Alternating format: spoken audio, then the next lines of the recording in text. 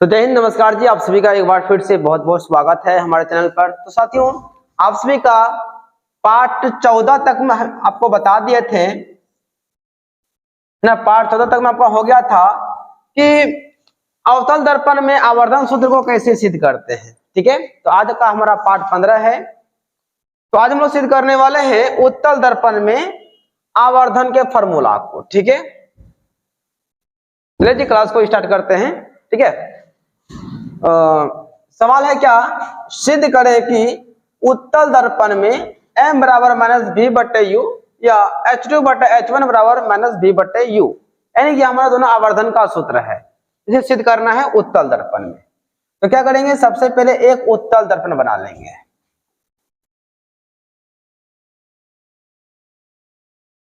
बहुत इजी है। m n, यह हो गया हमारा प्रधान अक्ष, ध्रुव, ई फोकस, ई वक्रता केंद्र। कोई वस्तु है वो एक कोई ऑब्जेक्ट है, यहां से किरणें आती है, परावर्तन के बाद यहां से लौट जाएगा, लेकिन आभासी रूप से वह जो है ना, आभासी रूप से इस रूप से यानी फोकस से गुजरता है। ठीक है, अगला क्या है, हम चाहे तो यहाँ से से गुजार सकते हैं अथवा सुविधा के लिए हम यहाँ से गुजारेंगे। यदि ध्रुव पर आएगा तो समान कोण बनाते हुए परावर्तित हो जाता है, लेकिन काल्पनिक रूप से यह इधर जाएगा। ठीक है, तो यहाँ पे प्रतिच्छेद किया, यहाँ से जो है हमारा जो प्रतिबिंब बना वो हमारा बन गया बी और आई। दर्पण के पीछे हमारा काल्पनिक प्रतिबिंब बनता है, आप सभी को पता है। चलिए इसको सोल्व करते हैं। माना कि एम एन एफ फोकस दूरी वाला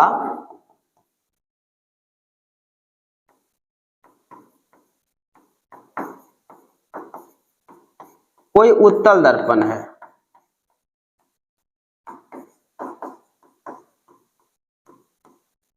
जिसके सम्मुख स्थित कोई एक वस्तु का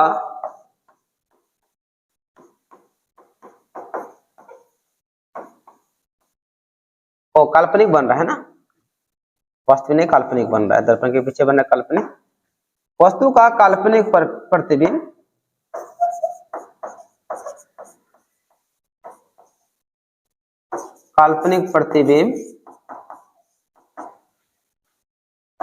आई बी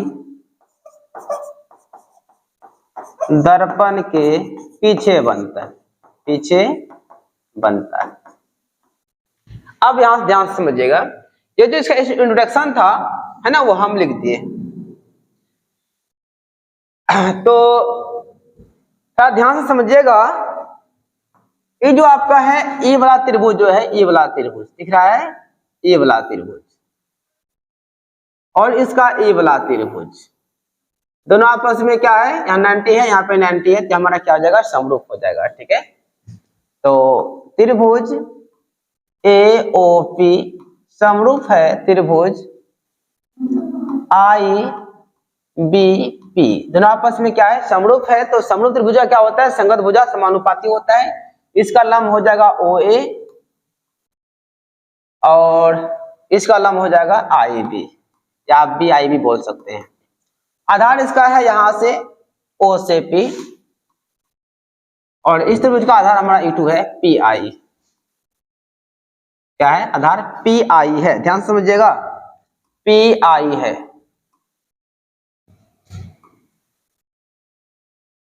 P और I है, इसको बोल देते हैं इक्वेशन फर्स्ट। अब ध्यान से एक चीज समझिए, ये जो हमारा है,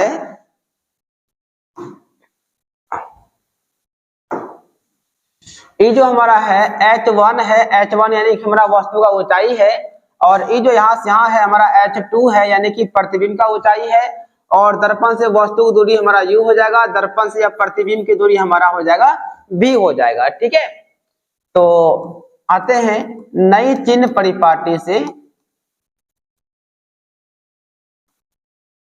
नई चिन्ह परिपाटी से तो है। ठीक है ना, तो OA क्या है, तो ध्यान समझिएगा, OA जो है हमारा वस्तु की ऊंचाई है H1 जो कि प्लस में होगा, उसके बाद आई बी जो है, आई बी देखिए, आई बी जो है हमारा यह क्या है, प्रतिबिंब की ऊंचाई है, ये भी हमारा हो जाएगा H2 प्लस में हो जाएगा। उसके बाद आई बी आप देखेंगे, ये आई बी जो है, ये सॉरी आई बी तो आपका हो जाएगा जी,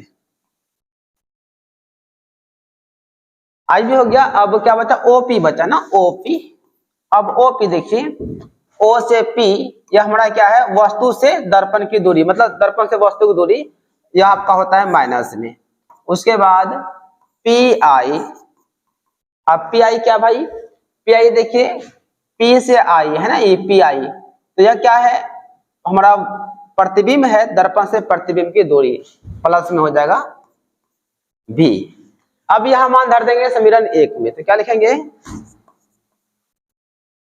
समीकरण 1 में मान रखने पर, ठीक है, किसमें, 1 में रखेंगे। हाँ, 1 में धरते हैं। ओ ए देखिए, ओ ए जो है ना H1 है, तो हो जाएगा H1। अब बटे आई बी जो है ना H2 है, प्लस नहीं लिखना है यहाँ पर, सिर्फ यहाँ पे दर्शा दिए हैं कि हमारे प्लस माइनस है, ठीक है ना। और यहाँ पे देखिए आपका OP जो है भाई, OP हमारा माइनस यू है, हो जाएगा माइनस यू बटे IP, तो IP का मान है प्लस में भी, ठीक है ना। माइनस लिखना है, प्लस नहीं लिखना है, क्योंकि आप सभी को पता है अगर आगे कुछ नहीं तो प्लस रहता है, ठीक है। अब देखिए हमें सिद्ध करना था, क्या हमें सिद्ध करना है, H2 बटे H1 बराबर माइनस B बटे U, तो H2 बटे H1 यहाँ हमारा क्या आ गया, H1 बटे H2 आ गया, तो इसको पलटा देंगे। जब ई पट्टी का पलटाएगा ना, तो H2 बटे हो जाएगा H1, तो ई बोल का भी पलट जाएगा, तो V बटे हो जाएगा U, हमारा यह माइनस जो का हो रहेगा। देखिए आपका ई वाला चीज क्या हो गया, प्रूव्ड हो गया, देखिए ना,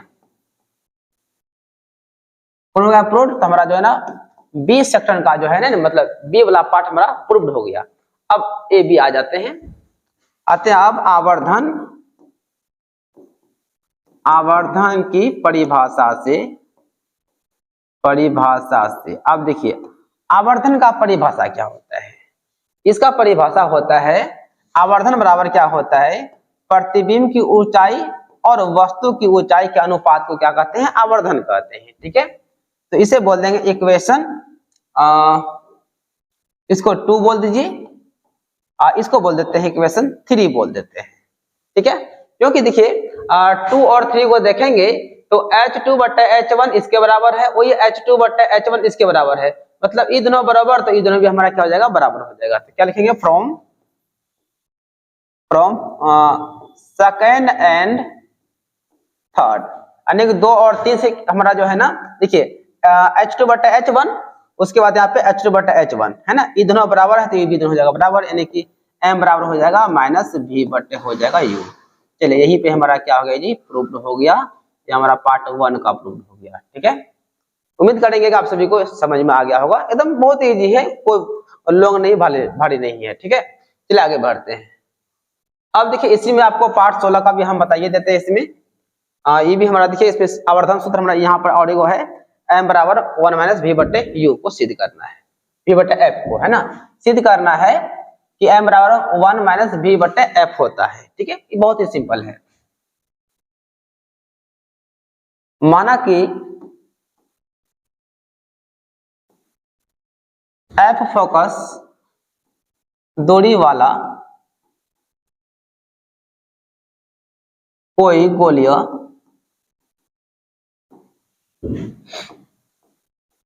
दर्पण के सम्मुख, है ना, U दूरी पर स्थित वस्तु का प्रतिबिंब भी दूरी पर बनता है, ठीक है। इसका छोटा सा क्या था, इसका डेफिनेशन था, यहाँ पे लिख दिए। माना गया देखिए दर्पण का नाम दिया हुआ नहीं है, ना तो उत्तल है ना तो अवतल है, सीधा क्या लिख दिए, माना कि हमारा जो है ना F फोकस दूरी पर कोई गोलीय दर्पण है जिसके कि सम्मुख जो है ना U दूरी पर जो है ना वस्तु का प्रतिबिंब भी दूरी पर बनता है। तो आते हैं दर्पण सूत्र से, दर्पण सूत्र से। देखिए दर्पण का सूत्र क्या होता है, 1/f बराबर होता है 1/v प्लस 1/u होता है। यहां से क्या करेंगे, दोनों ओर जो है ना, दोनों ओर v से गुना कर देंगे। गुना करने पर, अब देखिए गुना क्यों करेंगे अभी आपको समझ में आएगा। तो 1/f है तो यहाँ भी गुना कर देंगे v बराबर 1/v गुना कर देंगे v प्लस 1/u गुना कर देंगे v। तो यहाँ गुना करेंगे तो हमारा हो जाएगा v/f हो जाएगा, और यहाँ गुना करेंगे तो हमारा v भी खत्म। तो क्या बचा, ये मच्छर सब ना है, देखिए कितना सताता है। यहाँ पे खत्म, बचा क्या 1, फिर बचा प्लस, यहाँ देखिए v गुना 1 हो जाएगा v हो जाएगा। अब देखिएगा बार बार क्या सिद्ध क्या करना है, देखिए हमें 1 और v/f को अलग करना है। तो देखिए ध्यान से, इसको इधर लाएंगे तो हो जाएगा माइनस v/u हो जाएगा, इधर हमारा 1 है इसको इधर भेजेंगे प्लस हो जाएगा माइनस में v/f हो गया। देखिए एक पट्टी तो हमारा पूरा हो गया, बस यही बचा हुआ है ना, चलिए कोई दिक्कत नहीं, हो जाएगा। इसको बोल देंगे समीकरण 1। अब क्या लिखेंगे, आवर्धन से, आवर्धन से हम लोग क्या जानते हैं, m बराबर क्या होता है माइनस v/u। ये तो हमारा आवर्धन का फॉर्मूला होता है, इसका सूत्र होता है, या बोल सकते हैं हम जानते हैं कि m बराबर v/u होता है। अब देखिए 1 और 2 से देखिए तो समीकरण 1 तथा 2 से, इससे भाई 1 और 2 से देखिए, देखिए आपका v/u माइनस में और v/u माइनस में, ये दोनों बराबर है तो ये दोनों क्या हो जाएगा, बराबर हो जाएगा, यानी कि m बराबर हमारा हो जाएगा 1 माइनस v/f हो जाएगा, है ना। यही चीज तो हमें क्या करना था जी, प्रूव करना था, जो कि मैंने कर दिया, ठीक है ना। बहुत ही सिंपल है, ठीक है ना, इस सब में ज्यादा कुछ नहीं है, लेकिन हाँ यह आपका तभी बनेगा जब आपका बेसिक कॉन्सेप्ट क्लियर रहेगा तब। तो ये हमारा पार्ट कितना 16 तक हम लोग पहुंच चुके थे, कहां तक जी 16 तक। तो 1 से लेकर 16 तक आपको हम पढ़ा दिए हैं, और यहाँ आज जो है ना आपका हर चीज हम कंप्लीट कर दिए हैं। अब जो हम लोग का आगे क्लास होगा, है ना, आगे जो क्लास होगा वह हमारा होगा, देखिए अब जो क्लास हमारा होगा, देखिए वो हमारा होगा न्यूमेरिकल होगा, मतलब इसका हम मैथ देखेंगे, फिजिक्स का मैथ हम लोग देखने वाले हैं, ठीक है। तो हम लोग मिलेंगे अगले पार्ट में, तब तक के लिए सभी को जय हिंद, वंदे मातरम। तो लाइक शेयर जरूर कर दीजिएगा आप लोग, ठीक है।